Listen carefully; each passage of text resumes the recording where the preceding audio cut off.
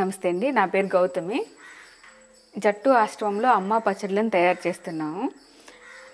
ఎవరో వచ్చి ఏదో చేస్తారు, చేసే హెల్ప్ని తీసుకుంటూ ముందరికి పోవాలి ఆశ్రమం అన్న ఆలోచన లేకుండా మా అంతట మేముగా ఒక ప్రోడక్ట్ని తయారు చేయాలని అనుకున్నప్పుడు ఈ పచ్చళ్ళు తయారు చేయాలన్న ఆలోచన కలిగి పచ్చళ్ళ యూనిట్ అనేది మొదలుపెట్టడం జరిగింది. ఇందులో 90% ఆర్గానిక్గా చెప్పొచ్చు పచ్చళ్ళు. ఈ చుట్టుపక్కల ఉన్న రైతుల దగ్గర నుండి ఎవరైతే సేంద్రీయ వ్యవసాయం చేస్తూ పండిస్తున్న పంటలను తీసుకొచ్చి ఇక్కడ వాటి ద్వారా పచ్చళ్ళు చేస్తున్నాము. మొత్తం ఒక 12 రకాల పచ్చళ్ళు చేస్తున్నాం. చింతకాయ, ఆవకాయ, నిమ్మకాయ, గోంగూర, కొత్తిమీర, పనసకాయ, టొమాటో, తీపి ఆవకాయ, ఉప్పు ఆవకాయ, సీజనల్ వారీగా అయితేను కాకరకాయ, నెక్స్ట్ మష్రూమ్స్, పుట్టగొడుగులు పచ్చళ్ళు కూడాను తయారు చేయడం జరుగుతుంది.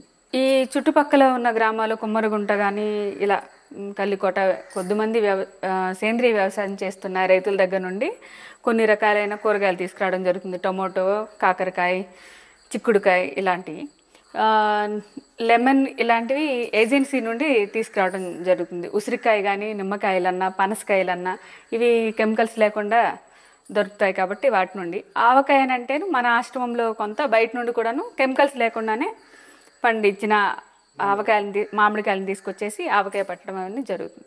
పచ్చడి తయారైన తర్వాత ఆ పచ్చడిని తీసుకొచ్చి ఈ ఫిల్లింగ్ మిషన్లో వేసేసి అలా బాటిల్స్ ద్వారాను ఫిల్ చేసేసి దాన్ని ప్యాక్ చేసేసి సేల్కి పంపిస్తాం. అలా ఫిల్ చేసిన పచ్చళ్ళు ఇలా ప్యాకింగ్ ద్వారా బయటికి సేల్కి పంపిస్తాం.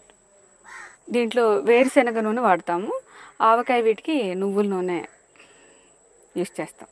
మార్కెటింగ్ అంటేను మనది ఆశ్రమంలో అవుట్లెట్ ఉంది బయట. అక్కడ కొంతమంది విజయనగరం, విశాఖపట్నం, ఒక 3 ప్లేసెస్లో, వైజాగ్లో ఇలా ఆర్డర్ని బట్టి మనం పంపిస్తూ ఉంటాం.